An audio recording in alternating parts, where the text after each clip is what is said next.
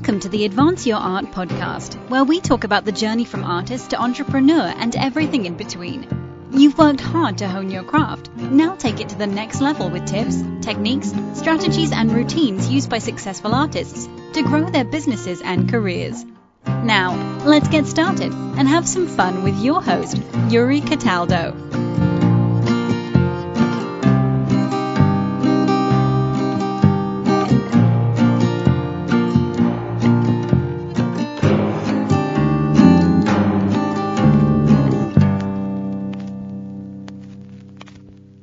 Well, hello, Adriana. How are you today? Hello, Yuri. I'm fine, and you? I'm doing very well. Thank you so much for chatting with me today. I appreciate it. Thank you so much for inviting me. Of course. So because I know you're in Brazil, how are things in Brazil these days? Hot, pretty hot. We're needing rain here. The weather is awful. But it's going to rain some days. I believe in iPhone. Mm-hmm. That's good. So I am a little bit uneducated with like the layout of Brazil, other than like knowing about Rio because of the Olympics. Because I know it's like Brazil is a huge country. What part of Brazil are you in?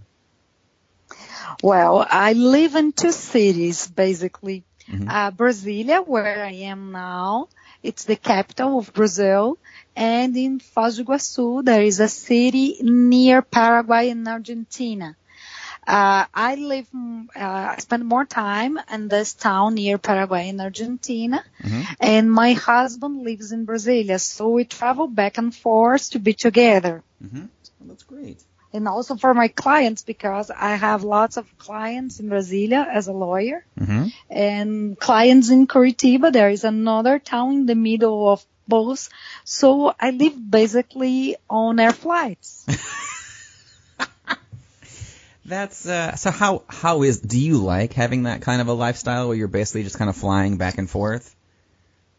No, I love. I'm a little gypsy, I believe. Yeah. I love to travel everywhere, and I just love to pack a suitcase. I can do it in 5 minutes, and very small suitcases, even being a woman, you can imagine. I can't. So I don't really pack that much when I travel either, but I don't know that I could do the live out of a suitcase thing. I think you've reached a certain level of just like keeping things on task. That's awesome. Yeah, many years doing that. The first trip I did to work, I took even an iron with me to iron my clothes. But I learned. People learn. Yeah, definitely. So, there's a lot of things that you're doing right now. You're, a lawyer, professor, novelist. Also, you're a volunteer and a philanthropist.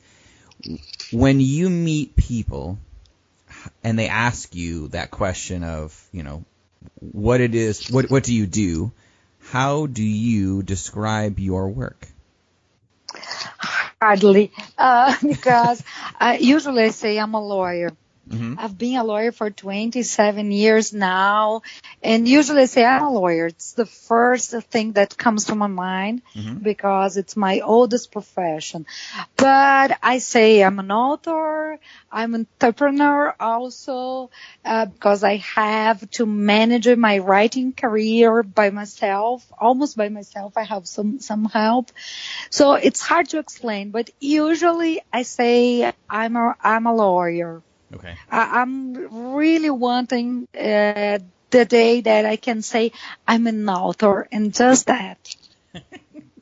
So let's talk about your writing, because you released 2 books like back to back, which is very impressive, and you also won an award on your very first book.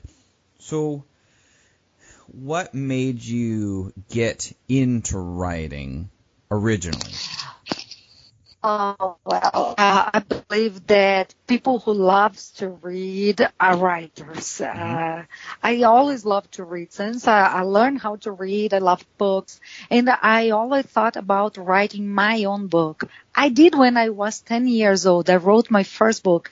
But I was so ashamed people could read that I destroyed it.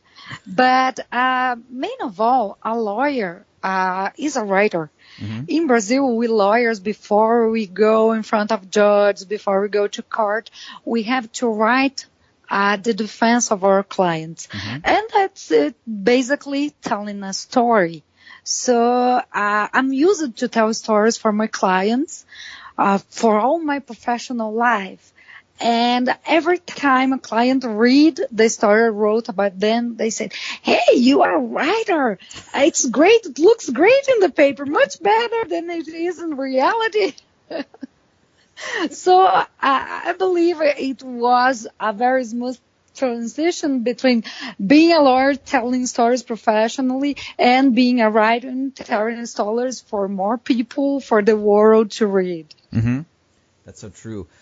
I have heard from other friends of mine who are writers that they like to hire lawyers to be their editors, because lawyers, as you just said, they do a lot of reading and writing, but they're on top of the economy of words, and they don't allow you to get into some kind of weird flowery nonsense. And so that lawyers, from what I hear, make the best editors. I don't know. This lawyer prefers to hire other editors to do the job when it comes to books. First of all, because I write in English, that is not my natural language. My natural language is Portuguese. So I hired a great editor. She polishes my English, my commas, and things like that are very different from Portuguese grammar to English. But even in Portuguese, because now I decided to translate one of my books to Portuguese and release in Brazil, I've hired another editor. I'm a very modest people. I think you need a professional in grammar to do that. Oh, sure. But yeah, we lawyers write well, usually. Usually it's the rule. Right. There are some disgraces, but they are rare. So let's talk a little bit more about your books. So as you've mentioned, you've been a lawyer for a long time. When, during your career, did you suddenly decide, you know what, I am going to start writing books, and specifically about the genre that you are writing in, because it doesn't seem as much of like an obvious jump to go from a professional lawyer to a writer in the erotica world? Yeah, main of all because being a lawyer is being all suit and serious people, and then you write about erotica. Oh, that's the reason I publish in English. I didn't know my clients look at me with different eyes. Hey, you are writing erotica. You are my lawyer, sure. But now I decided just to embrace and now. 2 years ago, I was talking to one of my lawyers, and we were talking about writing because he loves to write. I love to write. And he said, "Why you don't do that seriously? Why we don't really write a book, each one?" And I said, "Hey, I just started mine, but I don't know if I'm going to have the courage." And he said, "Okay, you do yours. I'm going to do mine." And he said, "It must be in English because we don't want to spoil our careers." Main of all because this guy now is preparing to be a judge. So I start to really, really write with that idea to write professionally. He started, but he stopped. He didn't fulfill the promise. And but I just finished my novel, and I asked for a friend of mine who is an American, to read, to help me to polish the English on that moment. And then I decided, okay, now I'm going to release. Now I'm going to search someone to publish, who wants to publish my novels, and I'm going to face the world as a writer. So 2 years ago. Wonderful. So with your writing, how did you then release it? So did you get a professional book deal? Is it self-published? What were some of the things you did besides writing the novel to get your work out there? I've been through everything you can imagine. First of all, I didn't know anything on the backstage of publishing. I just wrote the book.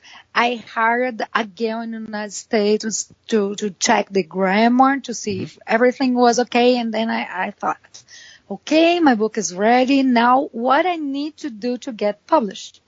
So I started to search Google, of course, and I discovered authors have literary agents. So I spent some months trying to find a literary agent just to discover they just want to be literary agents for bestsellers. So I gave up on the idea and I started to find a publisher, a regular publisher. And I got one after some months. They send me, I send emails, all that through emails. And they send me email, okay, we liked your work. Please join us. They sent me that huge contract and I signed it very excited. It was my first book being published. My baby was going to be born in some month, but I was not lucky. After 6 months, they decided to close the doors, and because they said they were going to bankruptcy thanks to self-publishing. And I have my rights back. Yeah. And I thought, now I'm going to all that hard process of trying to find a literary agent who always send the same letter. Hey, we don't like your work. It's not for us right now. Hugs, bye-bye. 5 minutes after you send your email to them sometimes. So I thought, no, it's too much for me. I'm going to try self-publish. But I hired the editor from this publisher to work with me, and she helped me a lot. She said, Adriana, you need some marketing. You are going to need to show yourself, to make your book visible so people can find your book and things like that. And I'm a very close person. It was very difficult to me to do that. I'm very talkative, but I'm a very close person, very, very reserved person. And I started to learn. She had a book she gave to me about publicity, and I learned a lot. And I hired some people to help me. Max, who introduced us, is a great guy. He's helped me for nothing. He's a wonderful author, and he helps me. He talks about me to people. I love to read what he writes about me because I feel great, really. He's this wonderful guy who helps you for nothing. Just because he has a great heart.